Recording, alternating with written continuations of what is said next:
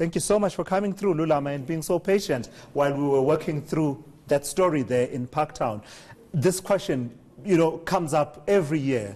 We have these periods of time where we focus on activism against gender-based violence.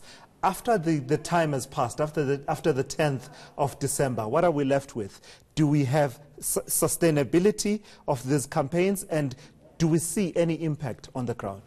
We do have sustainability of the messaging that the campaigns put on the table.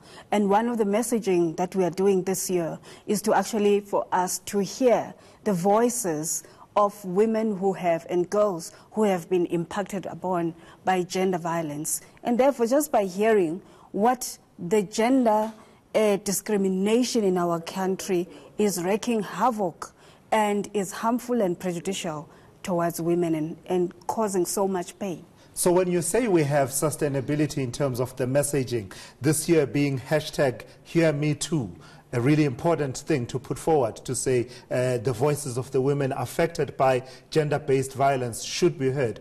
What example would you give me over the last few years of that messaging being sustained such that we've been talking about it even beyond the December 10 period around which this campaign usually ends?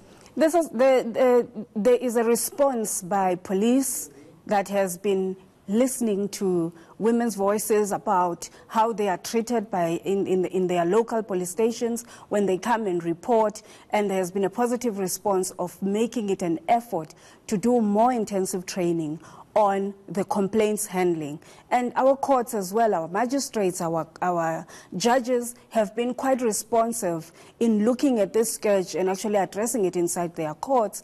But most importantly, it has been about the women themselves who have been impacted upon that are now coming out and actually putting their cases in front and reporting them. And as a Gender Commission, we actually have 12 women as examples of women who have been burnt by acid or paraffin just because they came 1 hour late at home, or they were wearing a wrong type of dress that day, or they were smiling to an ex that day, and they were poured active acid on their bodies. And I think that is one of those things that we need to, as men, as the superiority of men's voices is dominant, how do we make sure that our men put down the anger and make peace the first effort that they need to address? So someone will say the figures in terms of these instances of women abuse and femicide don't bear out your argument that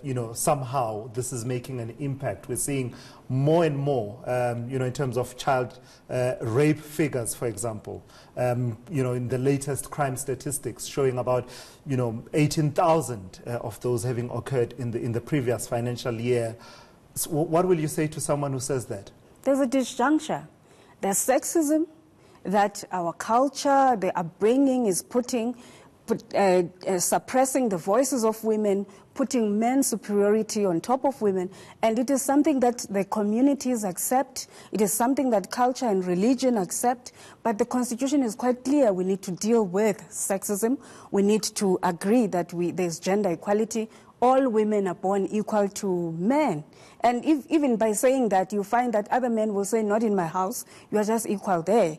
But this is the crux of it, that every time we run campaigns, what is eroding is the base, and the base needs to change. And this is why this year we are focusing on Hear Me Too, that listen, the base needs to change. We need to respond to our constitutional democracy's demands of non-sexism and gender equality. Absolutely, can't agree more. Thank you so much for coming through.